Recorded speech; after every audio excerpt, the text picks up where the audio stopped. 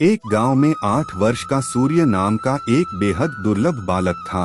उसका परिवार का व्यवसाय लकड़ी काटना और उन्हें बाजार में बेचना था। एक दिन सूरज यमुना नदी के किनारे पर लकड़ी काट रहा था। एक पेड़ की सूखी टहनी यमुना नदी की ओर झुकी हुई थी। सूरज की खास बात यह थी कि वह कभी भी हरी भरी टहनी को नहीं काटता था।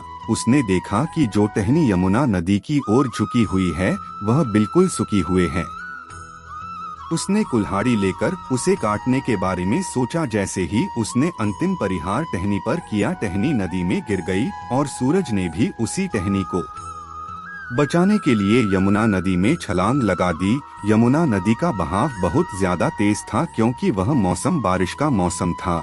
सूरज काफी देर तक नदी से बाहर निकलने के लिए प्रयास करता रहा, परंतु उस धारा में खुद को बहने से ना रोक सका। काफी मेहनत करने के बाद भी वह सफल नहीं हो सका था और नदी के बहाव के साथ ही बहता गया। उसने मदद के लिए श्री कृष्ण को पुकारा।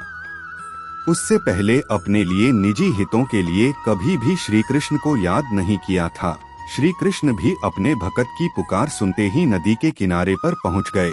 उन्होंने देखा कि सूरज बेहोश और अचेत अवस्था में है। उन्होंने सूरज को नदी से निकाला, नदी के किनारे पर लिटा दिया। सूरज की आंखें बंद थी, परंतु उसको एहसास हो रहा था कि किसी ने उसे बीच नदी से बाहर निकाला है और उसकी देखरेख कर रहा है। जैसे सूरज की नींद उठा, उसने देखा उसके आसपास कोई भी नहीं है, परंतु वहां पर एक मोर पंख पड़ा था। इस मोर पंख को देखकर वह समझ गया कि उसके प्रभु श्री कृष्ण ने ही उसे बचाया था।